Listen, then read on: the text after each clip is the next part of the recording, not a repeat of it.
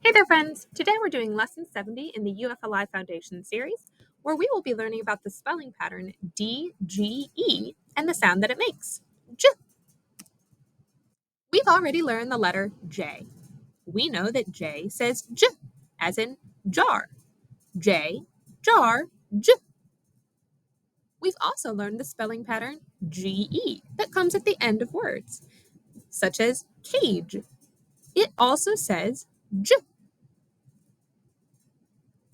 But today we're learning a new spelling pattern. Similar to GE, this spelling pattern is DGE. And it also says J. This spelling pattern can come at the end of words. DGE, J, is in the word dodge. If we stretch out the word dodge, we hear these sounds. D, A, J, dodge. We only hear 3 sounds, but there are 5 letters. That's because the D-G-E spelling pattern is working together to make the J sound that we hear at the end of dodge. We also see this in the word bridge. If we stretch out the word bridge, we hear these sounds. B-R-I-J, bridge. We hear 4 sounds, but we see 6 letters. That's because the D-G-E spelling pattern is working together to make the J sound at the end of the word bridge. We are working on the sound J. We know that it can be made by the letter J or the spelling pattern GE, and now we also know that it can be made by the spelling pattern DGE. Let's look at some words. This is the word badge. If we stretch out the word badge, we hear 3 sounds. B-A-J, badge. But we see 5 letters. That's because in the word badge, the DGE spelling pattern is working together to make the sound J that you hear at the end. B-A-J. We also see this in the word fridge. We see the DGE spelling pattern, and we know that it's going to be saying J. So to sound out this word, we would say F-R-I-J, fridge. Now let's do some reading together. I'll put the word on the screen, and you try to read it before I do. R-I-J, ridge. L-E-J, ledge.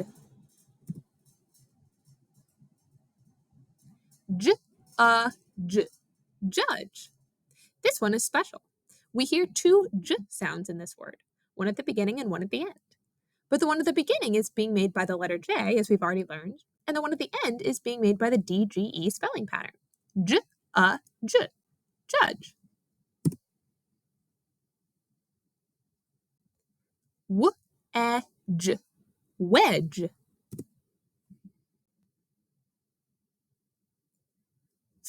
F-U-D-G, fudge.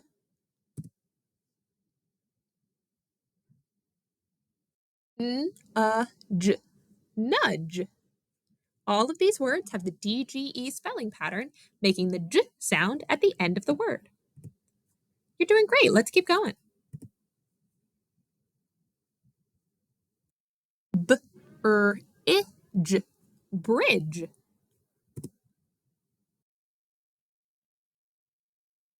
S-M-U-D-G, smudge.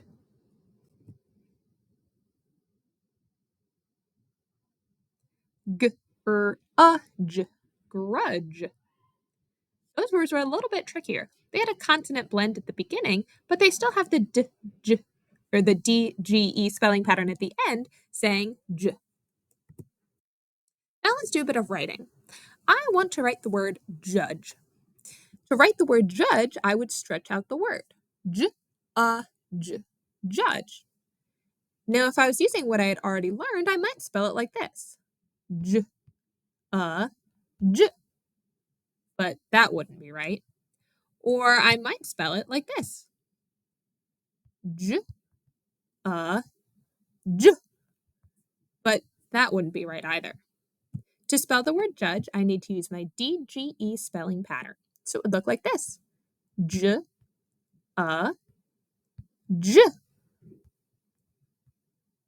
Judge.